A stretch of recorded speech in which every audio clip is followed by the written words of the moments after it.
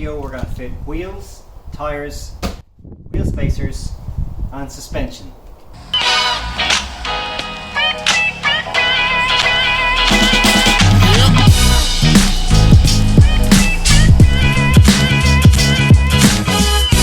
So I thought I'd start by just unboxing some of these items.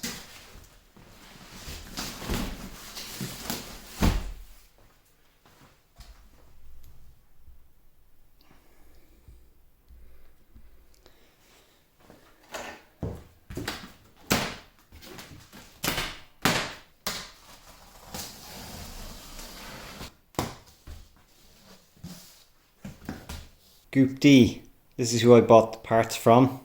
They're based in Cork in Ireland. Steel keyring.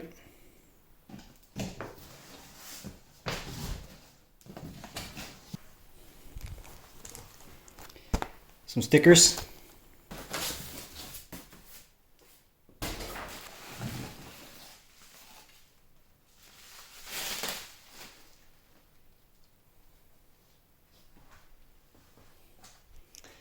Well, they're pretty tiny, but pretty heavy also.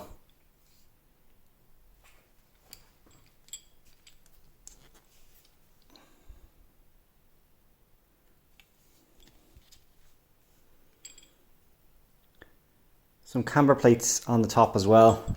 Never actually had aftermarket suspension with camber plates before, so it'll be interesting to try this out. Fully adjustable for height and damper hardness. So I guess the shorter ones are for the front. This is F.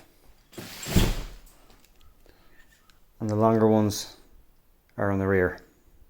That's also interesting. The front ones look like they're omnidirectional and the camber plates are kind of in line with the bolts. Whereas the rear ones appear to be asymmetrical, so they're kind of going in this direction, so I guess there's a left and right. Interesting.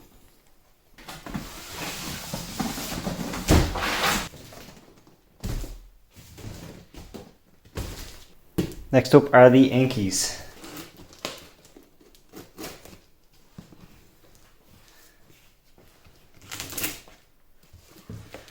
I must weigh these because the boxes are incredibly light.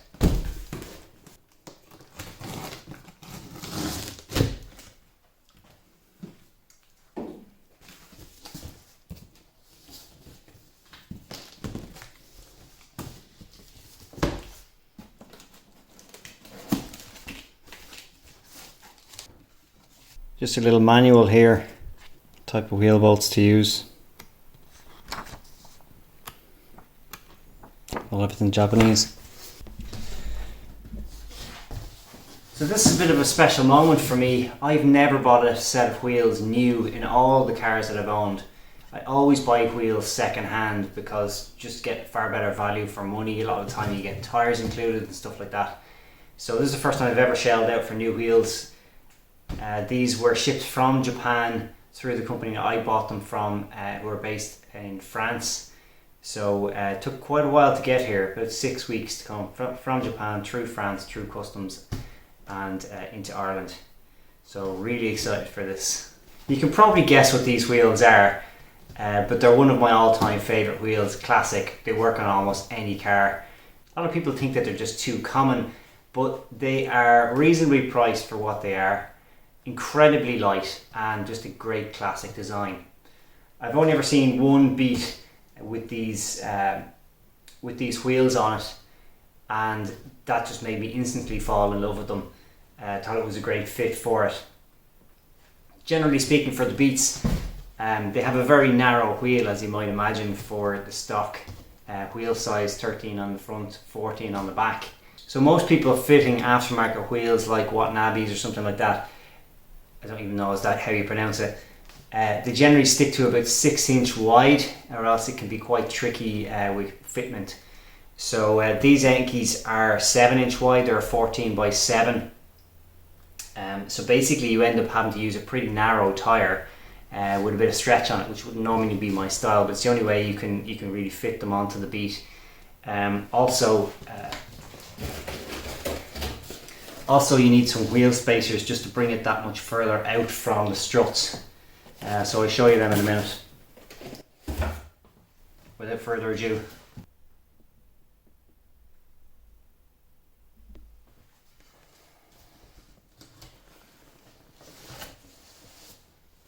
Wow.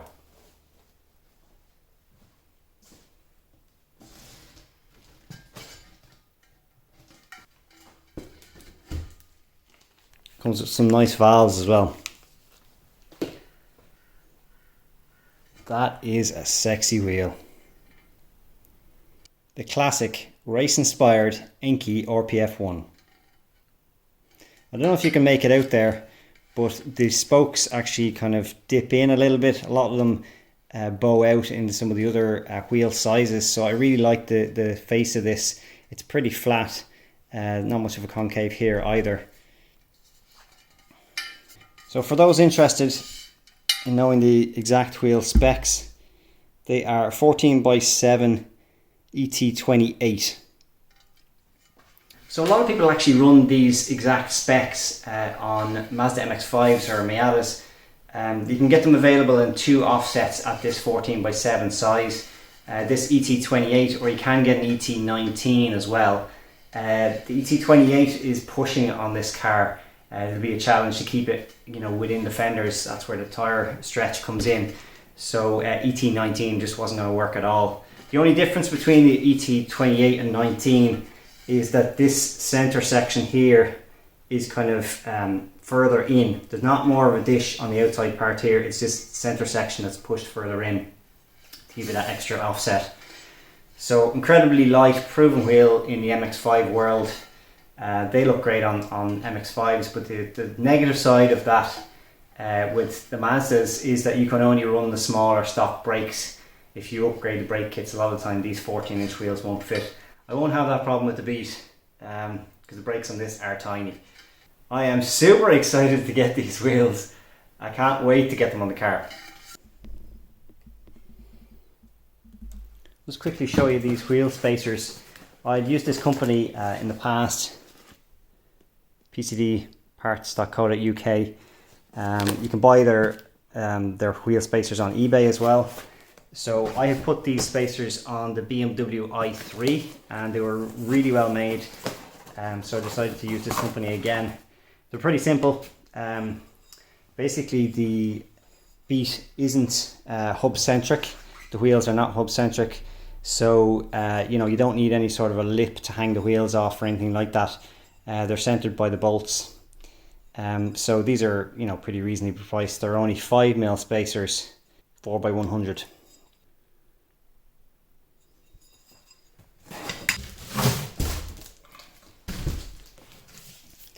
Last item I'll show you is the tires.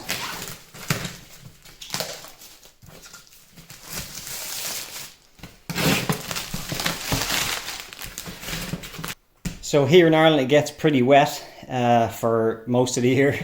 So I didn't want to go for some sort of super slick track oriented tire. It has to be an all-rounder. The size on this you're not going to believe. They're 165 55/14, so pretty narrow. It's the same as what's on the car at the moment with these 13 and 14-inch wheels. They're both on 165 profile. But these seem to have good reviews online, good in both dry and wet. I can't ever see myself bringing this car on track, but they should be capable to handle that if I wanted to. The exact model of this is the Kumo Exta PS31.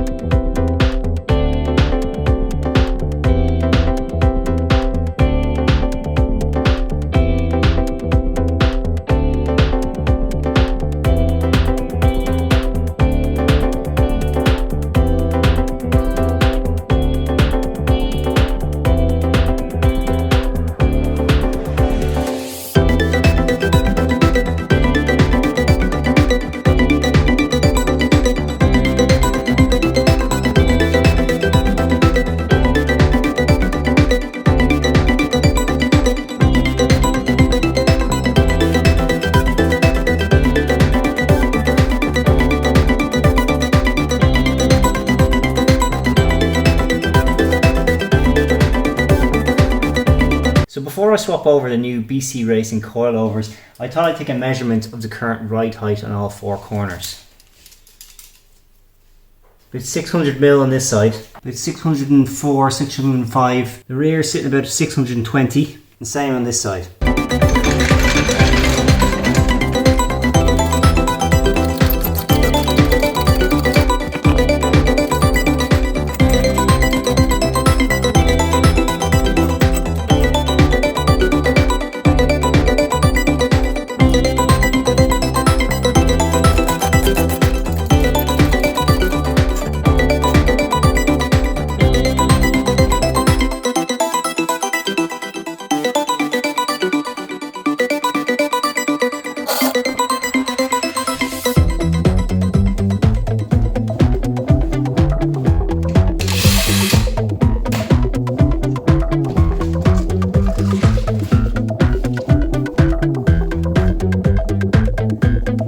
So it looks like there's only 4 bolts for each side on the front to hold on the suspension coilovers. There's a 12mm here for the brake pipe.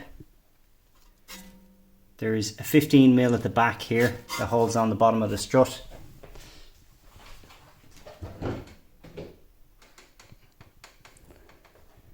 And then there's 2 10mm up here on the top of the strut. I guess that's not a 15, must be a 14.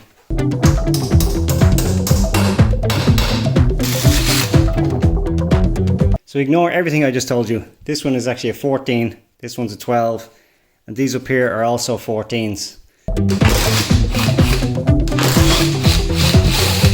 So I'm just going to see if I can lower this down first without detaching anything else from the wishbone or whatever, and see if I can just pull it out. Try the easy way first.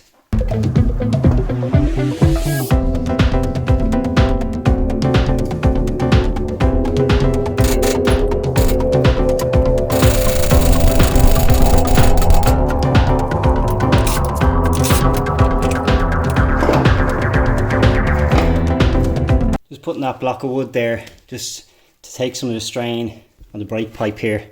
So it looks like the best solution is to leave it tight up here, or at least one of the nuts, and then come down here and hammer it off the bottom of the strut.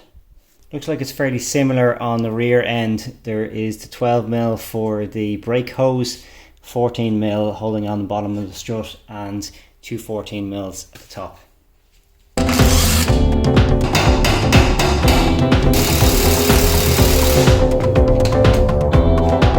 Okay, this one's not coming off so easy.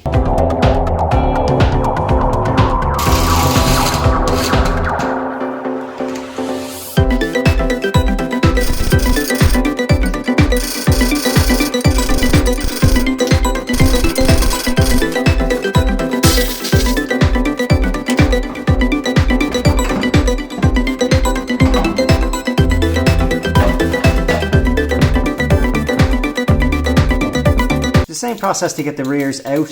A little bit more tricky. The bolts were a bit on there, a bit tighter, but not too bad.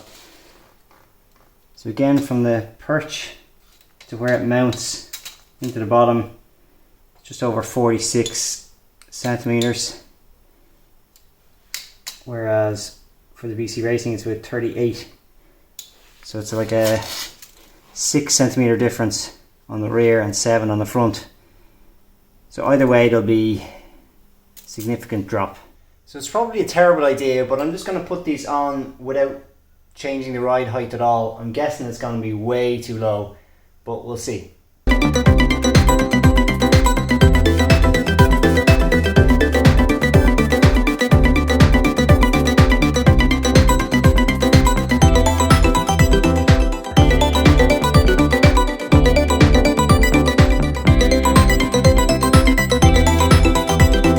Just checking the manual for how tight to do this bolt, and it is 5.5 kilograms per meter, which is a weird unit, but anyway, that equates to 54 Newton meters or 40 foot-pounds.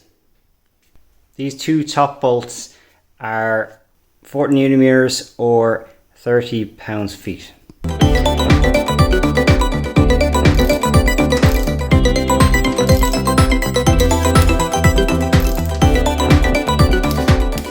Just about to start the rears now, and I figured out why this is offset.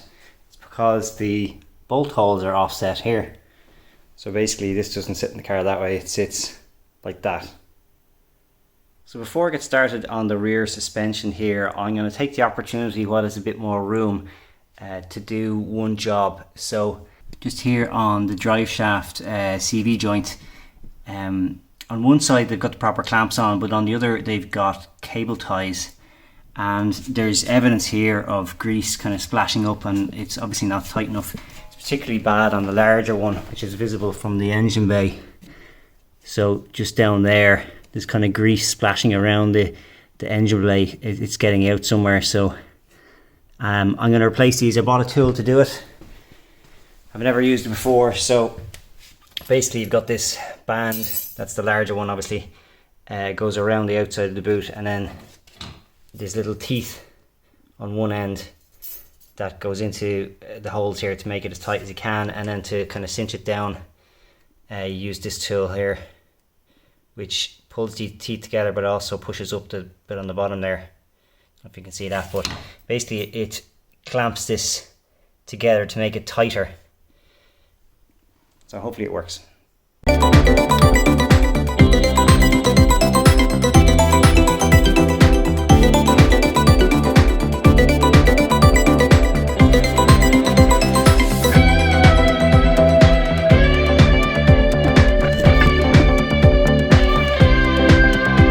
So I just snipped off the second cable tie on the larger end of it, and I was just checking to see how much grease has been lost. And there is some in there, but definitely not enough. So I'm just going to pack this up before I fit the new clip. This is nasty stuff. You do not want to get it on your clothes. These gloves will have to be thrown away after I use this. Well, it's all packed up now. So I just got to clean it up, stick on a new clip. All done. 2 new CV clamps on. The tool worked out pretty well.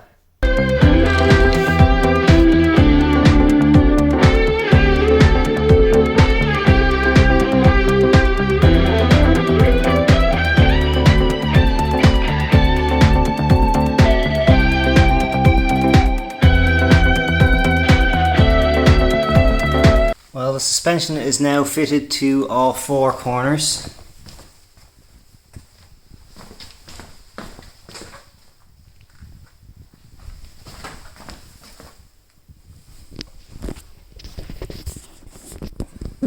The plan now is just to drop it down and see how it sits. I've left everything just at its default ride heights that it came shipped as. I haven't changed any of the camber as well, so it's probably dead straight. I'm guessing camber is going to be needed just to tuck these into the fenders a little bit. But I'm just going to drop it down and see how it sits.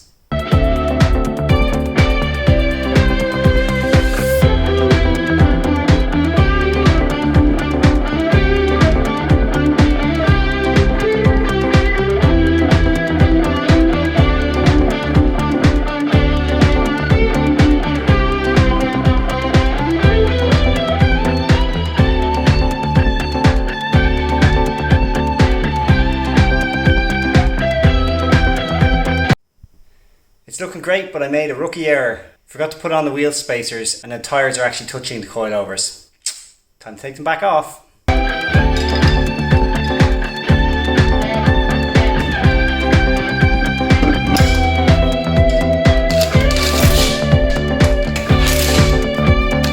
So I've now got the wheel spacers on all round, and I've turned the wheels left and right, and it's not rubbing off anything, so that's a good sign. Height wise, it's not quite even. I measured from the floor up until the midpoint of the wheel, just up to the wheel arch here, and there's been a drop of around about 1.5 inches on the front on both sides, but the rear is kind of almost 2.5 inches of a drop. And even like this hugely inaccurate test of kind of 2 fingers fitting in left and right side to get that same kind of arch gap, I can't fit the 2 fingers in here. There's about a 1/2 inch difference between the front and the rear, just in the arch gap.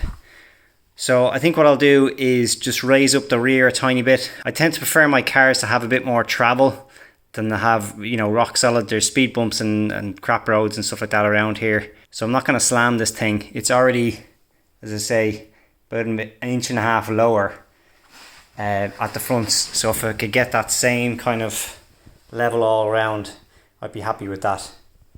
So here's how I'm going to make these coilovers longer. I'm going to measure here from the bottom ring to the bottom of this ring here, because I'll be loosening that off in a second. I've currently got 35 mil. I'm going to add about 12 mil onto that, so my target is going to be 47 mil. First step is to loosen this off. You make the strut longer by turning the lower ring to the right. If you want to lower it, you would use the upper ring and turn it to the left.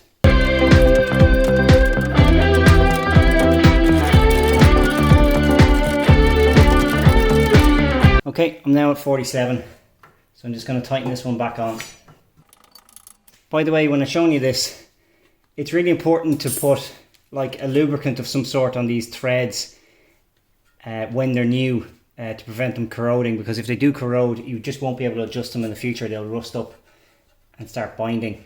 So this is one I had from a previous suspension kit that I had on the MX-5. It's not going to focus, but anyway.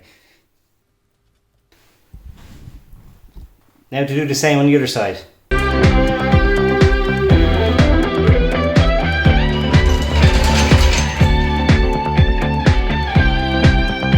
For the damper adjustment, there is 32 different settings, from 0 being the softest to 32 being the hardest. So what I'm going to do is set all four corners at about 10 and kind of adjust it front and rear as required, going up or down 2 clicks. So I'm going to start this one at 10.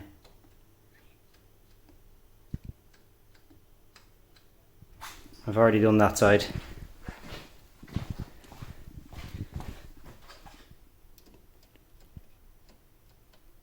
I'm about to take this out on a test drive, but I do have one problem. I should expect probably quite a lot of shaking from the wheels, because most of the wheel weights that were put on by the tire fitters have fallen off. The reason for that, I'm pretty sure, is because I wanted to protect the wheels and I put some of this wheel wax on, including on the inner barrel where the weights would have been fitted, and I'm pretty sure that maybe that adhesive that's on the back of those weights didn't play nice with this stuff or any residue that was left.